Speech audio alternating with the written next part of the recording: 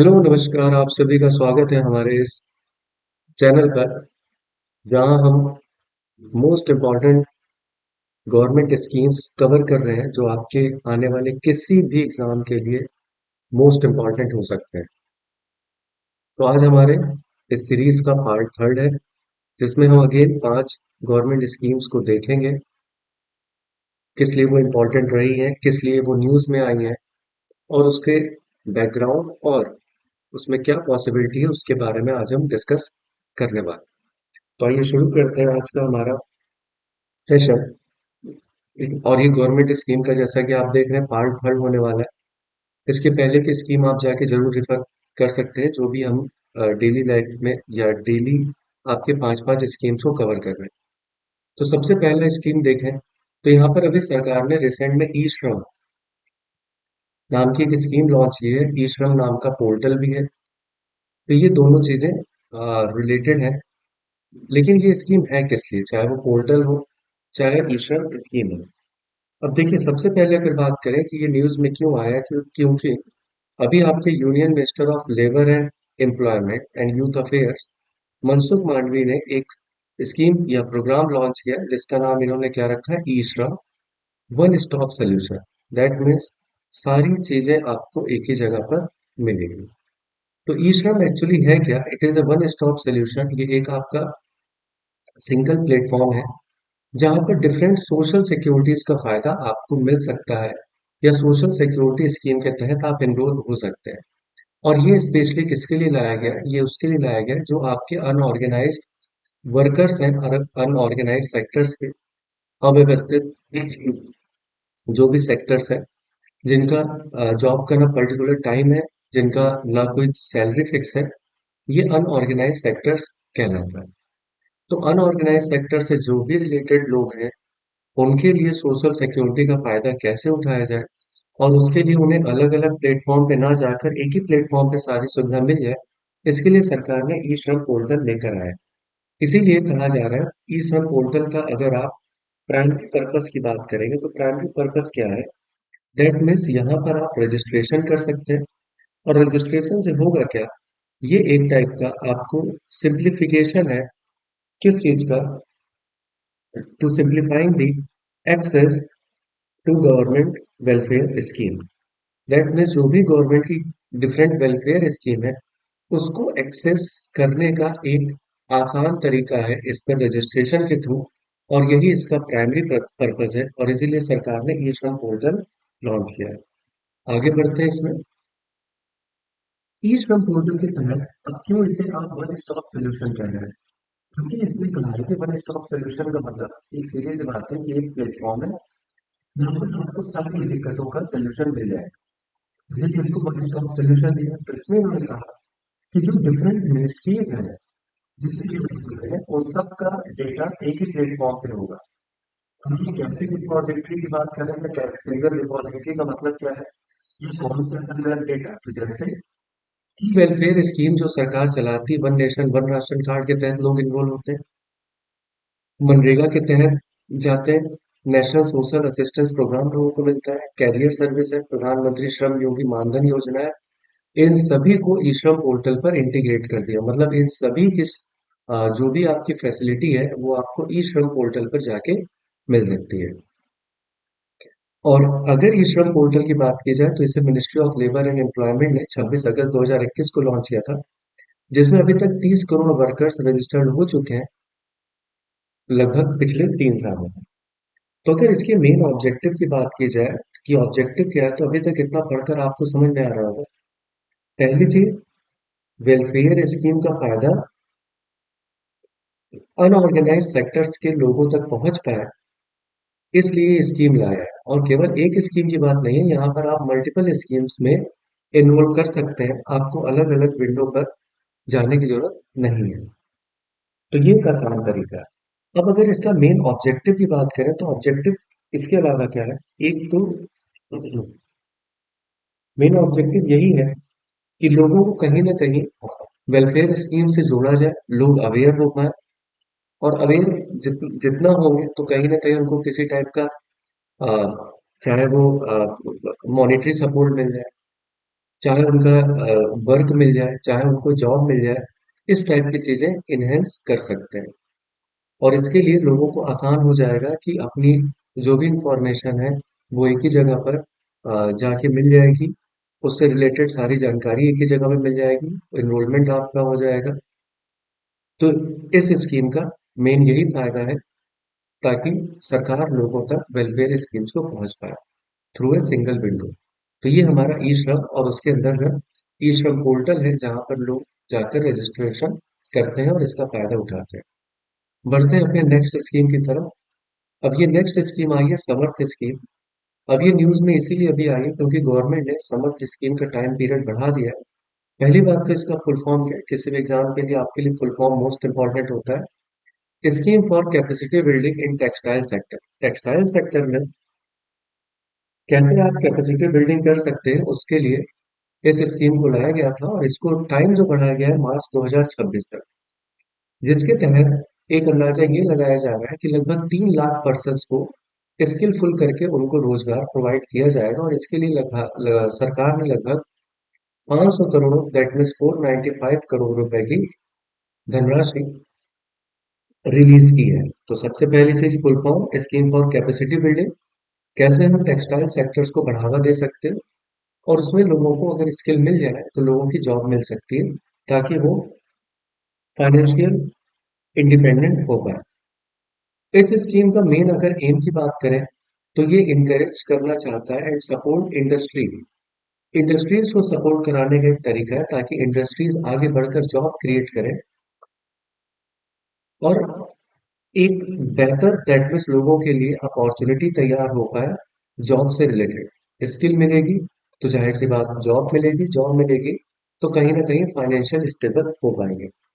तो अगर आप इस स्कीम की मेन ऑब्जेक्टिव की बात करें तो इससे ऑब्जेक्टिव यही निकल के आता है कि यहाँ पर लोगों को प्लेसमेंट प्रोवाइड करने की बात हो रही है। प्लेसमेंट ओरिएंटेड, ये क्या है? प्लेसमेंट ओरिएंटेड एक टाइप का स्किल प्रोग्राम है, जिसके तहत लोगों को स्किल सिखाकर प्लेसमेंट दिया जाए, और उसी स्किल का टाइम के साथ अपग्रेडेशन भी होगा इन ट्रेडिशनल सेक्टर में, क्योंकि लोग जैसे ट्रेडिशनल सेक्टर्स को छोड़ रहे हैं, तो उनको एक बेहतर मौका मिलेगा कि अपने स्किल को इनहेंस करके अच्छी इनकम की जा सके। तो ये मेन ऑब्जेक्टिव है। अब इसका बेनिफिट किसको होगा, ये किसके लिए लाया गया है, तो आप समझ सकते हैं कि भाई टेक्सटाइल सेक्टर लिखा है, तो टेक्सटाइल सेक्टर का सीधा सा मतलब है जो इस सेक्टर से जुड़े हैं। पहला तो हैंडीक्राफ्ट्स, आर्टिसंस, उनको इसका फायदा हो पाएगा। और ऐसा कोई भी इंडिविजुअल, अकेला व्यक्ति जो एम्प्लॉयमेंट देख रहा है इन टेक्सटाइल सेक्टर, तो इन दोनों लोगों को इसका फायदा होगा, handicraft artisans as well as ये। इसकी खास बात यह है क्यों आर्टिसंस की बात की जा रही है, इतना ज्यादा इस पे फोकस किया जा रहा है, क्योंकि अभी रिसेंट में आपका नेशनल हैंडलूम डे मनाया गया। नेशनल हैंडलूम डे 7 अगस्त को, और इसका एक हिस्टोरिकल इम्पोर्टेंस है। जब भारत ने स्वदेशी पर, आजादी के समय स्वदेशी चीजों को बल देना शुरू किया था, तो कहा जाता है कि ये सेक्टर है जो एग्रीकल्चर के बाद लार्जेस्ट जॉब भी प्रोवाइड करता है, टेक्सटाइल में। तो इसीलिए सरकार का मेन ऑब्जेक्टिव रहा है कि कहीं ना कहीं इन लोगों को आगे बढ़ाया जाए, लोगों को स्किल देकर टेक्सटाइल सेक्टर में, अपने ट्रेडिशनल सेक्टर में एम्प्लॉयमेंट दी जाए। और इसीलिए समर्थ स्कीम के तहत जो इसकी नोडल मिनिस्ट्री है, that means ministry of textile, इनके हिसाब से अभी तक लगभग 3.27 लाख कैंडिडेट्स को ट्रेनिंग दी जा चुकी है, जिसमें से लगभग 2.6 लाख लोगों को जॉब मिल चुकी है। इसका मेन एक ऑब्जेक्टिव रहा है वुमेन एम्प्लॉयमेंट, दैट मीन्स महिलाओं के रोजगार को भी बढ़ाया जाए। दैट मीन्स वुमेन एम्पावरमेंट के तहत ये सारी चीजें आएंगी, जिसमें अभी तक लगभग 3 लाख, 2.8 लाख वुमेन को ट्रेन किया जा चुका है। तो ये सरकार का डेटा है, और ये दिखा रहा है कि कहीं ना कहीं लोगों को आगे बढ़ाने के लिए सरकार कार्यरत है, लगातार काम कर रही है, लोगों को ट्रेनिंग भी दी जा रही है, लोग जॉब भी पा रहे हैं। और जाहिर सी बात है, ये जो आत्मनिर्भर भारत का सपना है उसे पूरा किया जाएगा। ये इसका मेन ऑब्जेक्टिव है। नेशनल हैंडलूम डे याद रखिएगा, अभी रिसेंट में 7 अगस्त स्वदेशी को प्रमोट करने के लिए लाया गया था, अपना एक हिस्टोरिकल बैकग्राउंड रहा। अब इसमें काम की बात ये की जाए कि थोड़ी सी बात यहाँ पर एक्स्ट्रा इन्फॉर्मेशन ये है कि ऐसा नहीं है कि बिल्कुल ये पूरा एक नया स्कीम कोई लॉन्च कर दी गई, नो डाउट नई स्कीम है, लेकिन इसको किसके कंटिन्यूएशन में लॉन्च किया गया? तो cabinet committee on economic affairs है। ये जब हमारे यहाँ 12 5 ईयर प्लान चलता था 2012-17, उसी में इंटीग्रेटेड स्किल डेवलपमेंट स्कीम थी। नाम ही लिखा है इंटीग्रेट स्किल, इंटीग्रेट का मतलब एकीकृत, जहां पर सारी चीजें आपको एक साथ मिल जाए। और इसी स्कीम्स को आगे चलकर 2017 में capacity building in textile sector नाम दिया गया, और इसी के कंटिन्यूएशन में सरकार ने समर्थ स्कीम लेकर आया। तो यहाँ पर ये इसका कंटिन्यूएशन है, इसको याद रखिएगा कि पहले इंटीग्रेटेड स्किल डेवलपमेंट प्रोग्राम था, फिर उसी को इन्होंने स्कीम फॉर कैपेसिटी बिल्डिंग नाम दिया टेक्सटाइल सेक्टर में, और वही अब नया क्या हो गया, समर्थ स्कीम। ऑब्जेक्टिव एक ही है, हैंडीक्राफ्ट आर्टिजन हो या कोई इंडिविजुअल हो, स्किल को बढ़ावा देके ट्रेडिशनल सेक्टर में उसे रोजगार के लायक बनाना। बढ़ते अपनी तीसरी स्कीम के तहत, जिसका नाम है निक्षय पोषण अभियान। ये स्कीम अभी रिसेंट में इसलिए है क्योंकि सरकार ने कहीं ना कहीं फाइनेंशियल असिस्टेंस इस स्कीम के तहत बढ़ाया है। और ये फाइनेंशियल असिस्टेंस जो पहले लोगों को 500 रुपए तक दिया जाता था, अब 1000 पर मंथ दिया जाएगा। लेकिन ये निक्षय पोषण अभियान है किससे रिलेटेड? तो एक्चुअली निक्षय पोषण अभियान को सबसे पहले ministry of health and welfare, family welfare ने लॉन्च किया था 2018 में। और इसका मेन फोकस, ऐसा कोई भी लोग जो टीबी ट्यूबरकुलोसिस से सफर कर रहे हैं, उनको 500 रुपए पर मंथ के हिसाब से न्यूट्रिशन नीड्स प्रोवाइड की जाए, ताकि वो अपनी जरूरत को पूरी कर पाए और इस बीमारी को हटाने में उनको एक आर्थिक सहायता मिल पाए। और इसी के तहत रिसेंट में सरकार ने इस स्कीम में जो पहले 500 रुपए दिया जाता था, उसको बढ़ाकर 1000 रुपए किया गया, क्योंकि इसका एक ऑब्जेक्टिव है, उसका एक एम है। एम क्या है? क्योंकि इंटरनेशनली जो WHO ने अपना एम रखा है कि टीबी को एलिमिनेट कर देंगे, तो टीबी को एलिमिनेट करने का प्रोग्राम WHO का 2030 है, लेकिन इंडिया इस मामले में काफी आगे है। हमारे इंडिया का जो टारगेट है वो 2025 तक हम इस टीबी को एलिमिनेट करना चाहते हैं। इसके साथ साथ रिसेंट में कई सारी सरकार ने टारगेट्स बनाए, जैसे आप सिकल सेल एनीमिया की बात करेंगे, तो सिकल सेल एनीमिया को हटाने का टारगेट सरकार का 2047 तक है। ऐसे ही अगर अभी हम लोग बात करें एलिफेंटाइसिस की, जिसे आप फाइलेरिया रोग कहते हैं, उसका 2027 सरकार ने रखा है। सेम ऐसे ही अभी WHO ने इंडिया को एक पर्टिकुलर डिजीज से एलिमिनेटेड घोषित कर दिया कि ये डिजीज पूरी तरीके से खत्म हो गई है, और उस डिजीज का नाम है ट्रैकोमा। तो ट्रैकोमा पूरी तरीके से भारत से जा चुका है, इंडिया ट्रैकोमा फ्री घोषित हो चुका है अकॉर्डिंग टू WHO। तो ये सब जो भी एक्स्ट्रा इंफॉर्मेशन उनको याद रखेगा। अब इस स्कीम के तहत सरकार ने 1000 रुपए जरूर प्रोवाइड किया है, और इसीलिए सरकार गवर्नमेंट ने एक्स्ट्रा 1040 करोड़ रुपए निक्षय पोषण योजना के तहत देने की बात कही है, ताकि सभी को कहीं ना कहीं न्यूट्रिशनल सपोर्ट मिल पाए। तो सरकार लगातार बेहतर काम कर रही है टीबी को एलिमिनेट करने के लिए, और इसीलिए अभी लेटेस्ट जो फंडिंग की गई लगभग 1040 करोड़ में, जिसमें सरकार ने ये भी टारगेट रखा कि 500 रुपए जो पहले दिया जाता था उसको बढ़ाकर 1000 रुपए कर दिया जाए। इसी के तहत जो भी घर है, जितने भी घर है, उनमें टीबी पेशेंट को कांटेक्ट किया जाएगा, जो भी प्रधानमंत्री टीबी मुक्त भारत अभियान के तहत आते हैं, और उनको हर तरीके से एक सोशल सपोर्ट दिया जाएगा, अवेयरनेस फैलाया जाएगा, क्योंकि एक फैलने वाली बीमारी भी है। तो जितना अवेयर कर पाएंगे, जितना सपोर्ट कर पाएंगे, उतना बेहतर तरीके से इसको हम लोग उतनी जल्दी एलिमिनेट कर सकते हैं। इसीलिए सरकार ने नेशनल ट्यूबरकुलोसिस एलिमिनेशन प्रोग्राम की शुरुआत की थी, ताकि ट्यूबरकुलोसिस को एलिमिनेट कर पाए, और इसके लिए स्ट्रेटेजिक प्लान 2017 से 2025 रखा गया है। और ये हमारा टारगेट ईयर है कि 2025 तक हम अपने, दैट मीन्स इंडिया को टीबी मुक्त भारत बना देंगे। तो ये सरकार का एक प्रोग्राम रहा है, जिसकी शुरुआत जरूर 2018 से की गई थी, जिसको 2025 तक खत्म करने का सरकार का टारगेट है। बढ़ते हैं अपने नेक्स्ट स्कीम के तहत, ये सुभद्रा स्कीम है। ये अभी लेटेस्ट न्यूज में इसलिए है, पहली चीज तो आप कोई भी स्कीम पढ़े तो न्यूज में क्यों आए, आप उसमें आगे पीछे आपको सारी चीजें पढ़नी रहती, क्योंकि अब स्कीम्स के तहत रिसेंट की चीजें तो आती है, इसके साथ साथ जो बैक की चीजें हैं, जब स्कीम कभी लॉन्च हुई होगी, पहली जगह कहाँ लॉन्च हुई, उसमें क्या शुरुआती दौर में चीजें रखी गई थी, वो भी पूछ लेता है। तो आप कोई भी स्कीम पढ़े तो थोड़ा सा उसका बैकग्राउंड जरूर देखें। फिलहाल हमारे यहाँ जो सुभद्रा स्कीम लॉन्च की गई है, ये पीएम मोदी ने अपने लेटेस्ट बर्थडे पर किया था, बर्थ एनिवर्सरी पर। और इसकी शुरुआत इन्होंने उड़ीसा के भुवनेश्वर नामक जगह से की गई। इसका जो मेन फोकस है वो लार्जेस्ट वुमेन सेंट्रिक स्कीम है, दैट मीन्स वुमेन्स को एम्पावर करने का एक तरीका है सुभद्रा स्कीम के अंदर। और सुभद्रा नाम इसीलिए पड़ा क्योंकि जो लॉर्ड भगवान जगन्नाथ है उनकी यंगर सिबलिंग थी, और एक मेन डीआईटी है, उन्हीं के नाम इस स्कीम का नाम पड़ा। और नाम से पता लग रहा है कि जो मेन फोकस है वो महिलाओं पर दिया गया है। अब इस स्कीम के तहत किसको इसका फायदा होगा, तो पहली चीज, इसका फायदा 21 से 60 साल के महिलाओं को पहुंचेगा। और इसी के तहत लगभग अगले 5 सालों में 50,000 रुपए दिए जाएंगे, जिसका टाइम पीरियड ये लिखा है। टाइम पीरियड अगेन याद रखिएगा, तो 5 साल का टाइम पीरियड है, जिसका फायदा लगभग 10 मिलियन वुमेन को होने वाला है। अब ये जो 5 साल में 50,000 रुपए दिए जाएंगे, तो ये 10-10 हजार रुपए सालाना दिया जाएगा, ये 1 ईयर में एक 10,000 रुपए, जिसको 2 इंस्टॉलमेंट में सरकार कवर करेगी। दैट मीन्स 6-6 महीने पर 5-5 हजार रुपए दिए जाएंगे।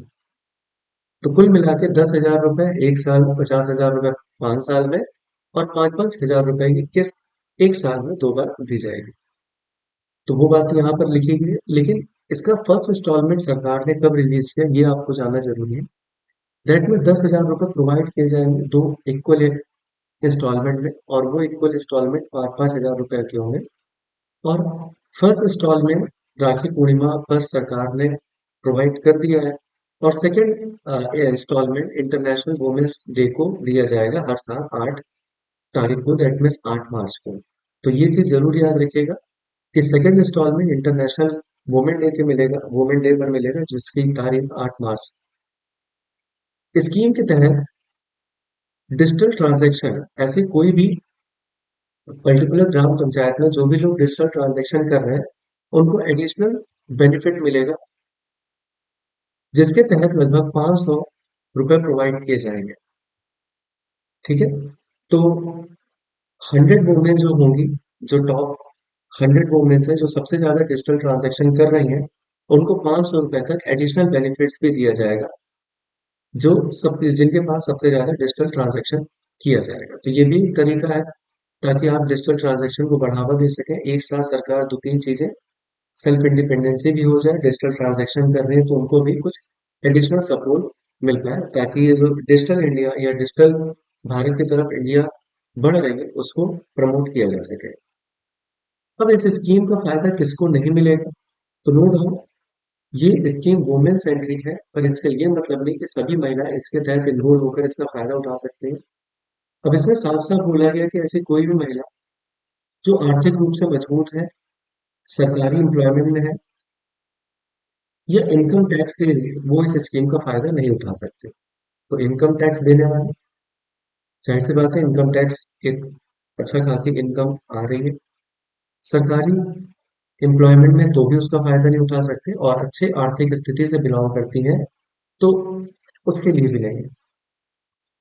अब इसमें women who receive assistance of 1,500 रुपए पर मंथ, या 18,000 रुपए सालाना, इससे ज्यादा पा रही है किसी भी गवर्नमेंट स्कीम के तहत, तो उनको भी इस स्कीम से बाहर रखा गया। कहने का मतलब है, या तो किसी भी लेडीज को किसी गवर्नमेंट स्कीम्स के तहत, किसी भी गवर्नमेंट स्कीम के तहत पहले से वो रजिस्टर्ड हो, और वहां पे 1,500 रुपए पर मंथ मिल रहा हो, ठीक, या 18,000 रुपए मिल रहा हो, दैट मीन्स इस हिसाब से। तो अगर इस किसी भी स्कीम के तहत रजिस्टर्ड है और इससे ज्यादा फायदा उनको मिल रहा है, तो वो अगेन इस स्कीम में रजिस्टर नहीं हो सकती हैं। तो यहाँ पर साफ साफ सरकार ने मना कर दिया है कि ये स्कीम सभी के लिए अवेलेबल नहीं है। एलिजिबल कौन कौन होगा, तो पहली चीज उड़ीसा में लॉन्च की गई है, तो only women who are native to Orissa, Orissa में रहने वाले लोकल, उनको ये इसका फायदा दिया जाएगा।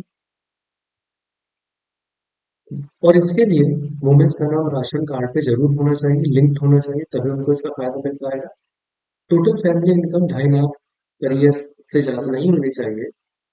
और ये स्कीम केवल और केवल 21 से 60 साल की महिलाओं तक को इसका फायदा पहुंचेगा। इसके बीच में हम एनरोलमेंट करा सकते हैं।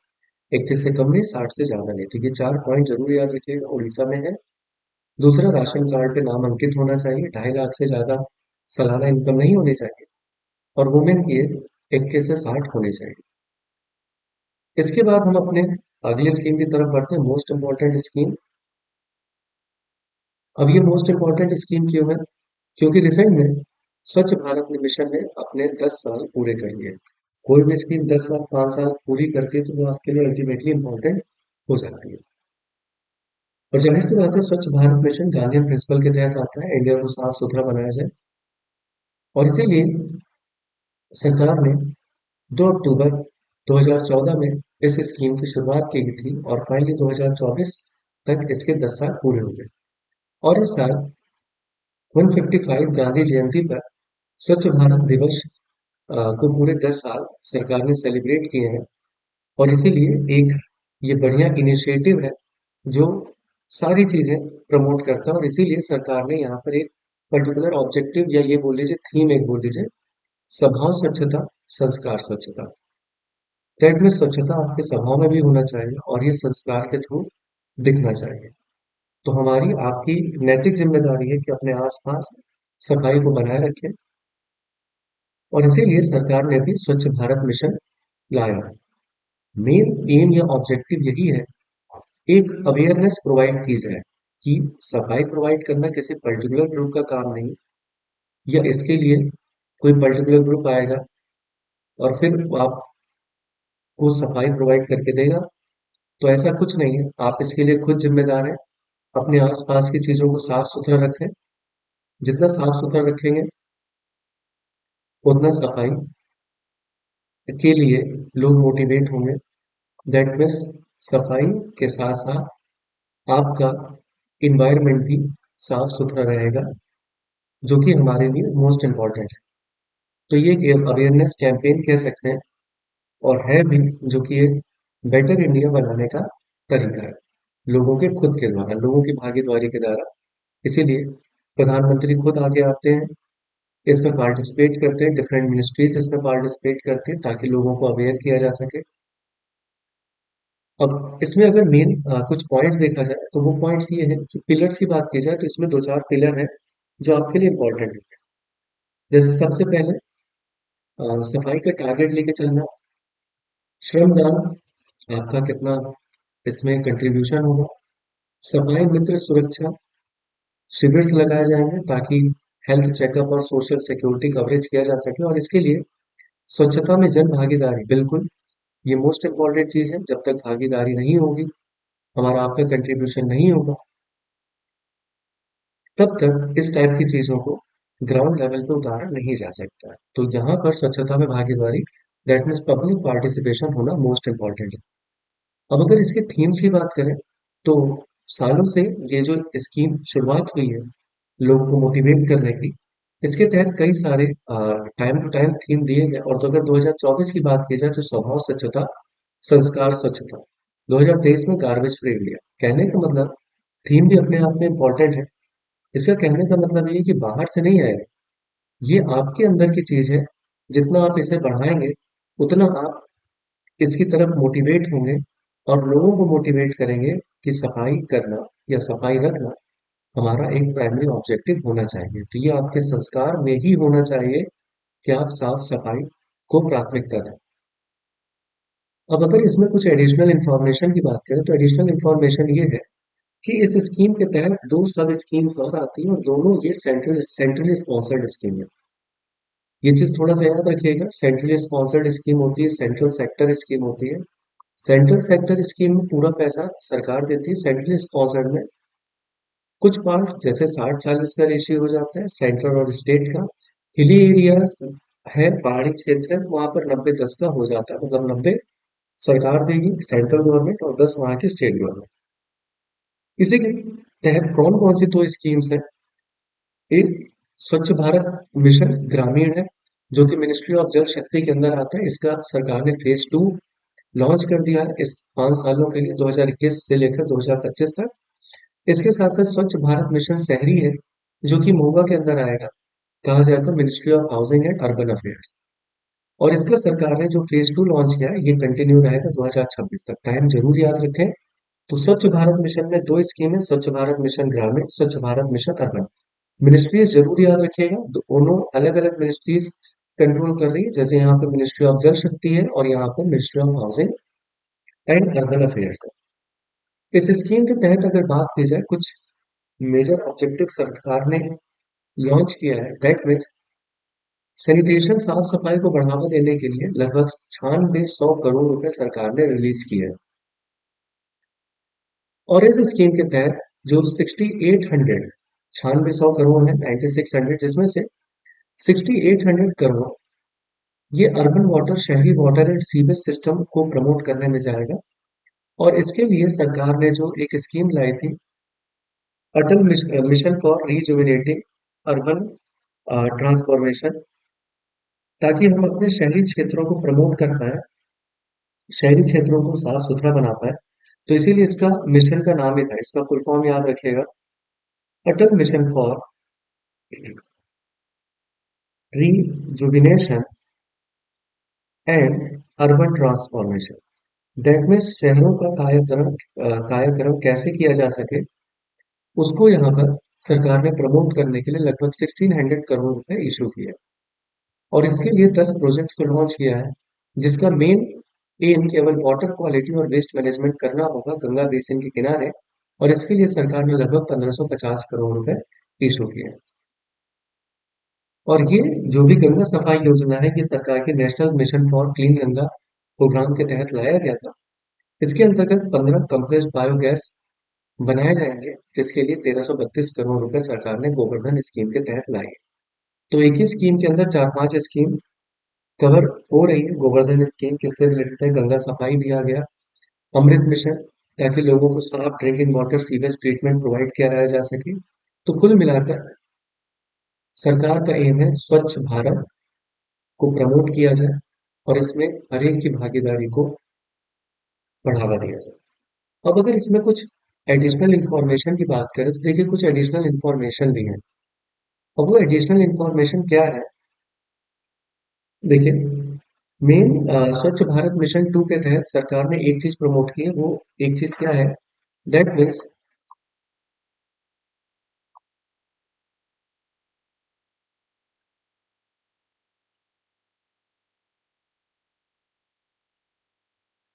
इसको हम लोग एक एडिशनल स्लाइड पे समझते हैं।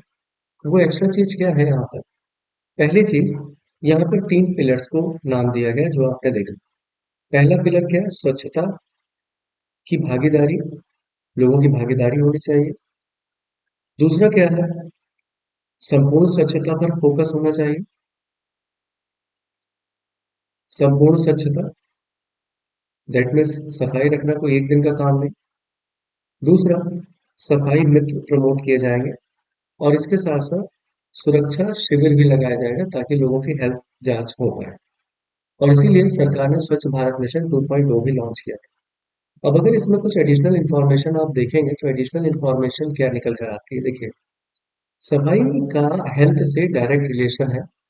और इससे हेल्थ पर क्या फायदा हुआ है? तो एक डेटा सरकार ने ये दिया, लगभग 60 से 70 हजार जो इन्फेंट्स की डेथ होती थी, नवजात की, गंदगी की वजह से, उसमें रिडक्शन देखने को मिला। और ये जो डेथ किसकी वजह से होती थी? वाटर बॉर्न डिजीज से होती थी, पानी से संक्रमण जो फैलता था उसकी वजह से। कई जगह पर सरकार ने टॉयलेट्स का निर्माण किया, तो वुमेन की सेफ्टी बढ़ी, वुमेन की सेफ्टी पर काम किया गया। ओडीएफ बोले तो ओपन डिफिकेशन फ्री स्टेटस, और इससे लोगों की बीमारियां कम हुई। तो जो लोगों की जेब पर मेडिकल कॉस्ट लगभग सालाना 50 हजार रुपए तक का आता था फैमिली, उसमें भी कमी हुई है। तो ये दो चार मेजर इंपॉर्टेंट चीजें हैं। इसके तहत सरकार ने लगभग 16% जो जमीन बर्बाद हो रही थी, उसको रिक्लेम्ड किया है स्वच्छ भारत मिशन के तहत, 2.0 के तहत, ओपन डिफिकेशन के लिए, ताकि लोगों को ये आसपास के एरियाज या शहरों को ओपन डेफिकेशन मुक्त बनाया जा सके, ताकि बीमारियों पर पकड़ बनाई जा सके। इसके लिए सरकार ने लगभग 2019 तक 10 करोड़ टॉयलेट्स बनाए जा चुके थे। 10 करोड़ टॉयलेट 2014 से लेकर 2019 तक लगभग 3 लाख डायरिया डिजीज से जो डेथ होती है उसमें कमी देखने को मिली है। इसी के अंदर सरकार ने लगभग 78% solid waste solid waste process के लिए लगभग फैसिलिटीज तैयार की है। और इसी के अंदर लगभग 97% अर्बन म्यूनिसिपल, दैट मीन्स साफ सफाई के लिए म्यूनिसिपैलिटी को यहाँ पर जिम्मेदारी दी गई, ताकि कवरेज किया जा सके 97% म्यूनिसिपल एरिया को। और यहाँ पर एक सरकार ने मोस्ट इंपॉर्टेंट डेटा दिया था, ये डेटा आपके लिए इंपॉर्टेंट रहेगा। वो डेटा क्या है कि अगर परसेंटेज ऑफ हाउस होल्ड की बात करें, कितने percentage of household access to toilet है, टॉयलेट एक्सेस हो पा रहे हैं, तो उसमें काफी बढ़ोतरी देखने को मिली है। लगभग 2004 में जो इसका परसेंटेज केवल 45% टॉयलेट का एक्सेस था लोगों को, वो 2019 से 21 तक लगभग 82.5% कवरेज हो चुका। तो सरकार का ऑब्जेक्टिव या एम हर एक एरिया को टच करना है, जहां से भी हम स्वच्छता की ओर बढ़ सकते हैं। तो ये हमारे आज के 5 स्कीम थी।